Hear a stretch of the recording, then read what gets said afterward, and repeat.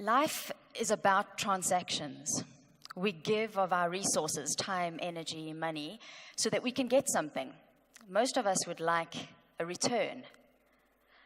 Are you transacting your health to generate or to waste wealth?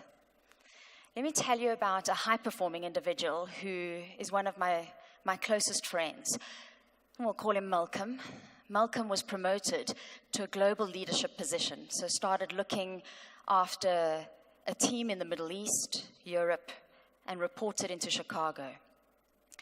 He actually, in the first year, got to gold elite status with Emirates, gold status on Etihad, and platinum on SAA. He did 1 million air miles in 12 months. To cope with the traveling, the jet lag, he would do a lot of running in the cities that he got to. So much so, he was really fit. He managed to do 4 marathons that year as ultra marathons. He had a niggle in his left hip, but he managed to run through that discomfort. Good thing he was exercising as much as he was, because he was craving his comfort food, hamburgers, and giving in to that. And some of his relationships started to take some strain.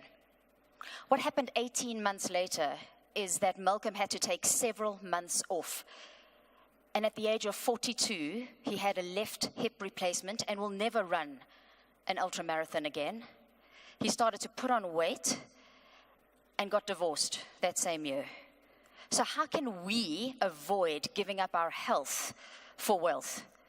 Well, there's 6 key transactions that we should have in place. The first is to understand how to create harmony between our head and our hormones. Why? Because if we take a look at the example of Malcolm, he was driven by his chemistry. So his high adrenaline, because of all the traveling and the stress, and the high cortisol that came along with that, made him feel bulletproof, which short-term is helpful, but long-term can be disastrous. His low serotonin levels was driving that craving for carbohydrates and comfort food, and his low dopamine levels and needing to raise that to feel motivated was probably what was fueling his caffeine and other addictions. So when we consider how important the brain and our head is, it's important to consider what medical experts call as the second brain, our digestive tract. And we don't often give it second thought. But if we know that what we feed into our systems becomes the raw materials that provide molecules, those molecules go from our second brain to our big brain, and they create hormones. Hormones are what drive our emotions, and emotions are what drive our behavior. And our behavior, ultimately over time, is what drives our performance, either for the better or the worse. So are you being driven by stress, by stimulants, by sugar, by sex? There are simple key techniques that we can implement on a daily basis that can help us to manage and manipulate our chemistry for the better so that we can maintain and manage our performance. There are 5 other transactions that can help us manage and leverage our health for wealth.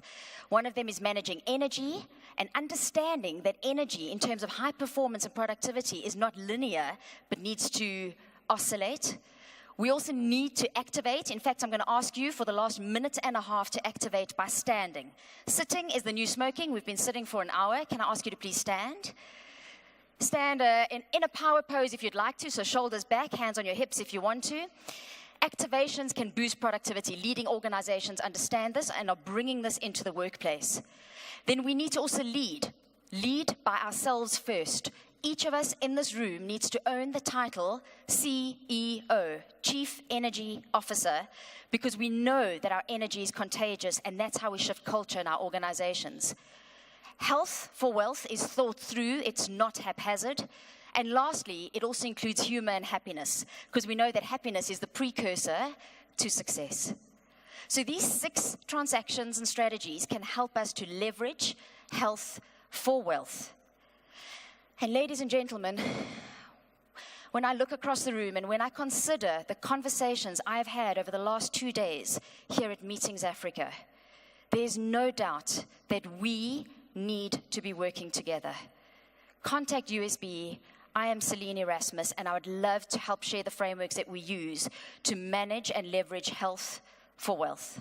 Thank you.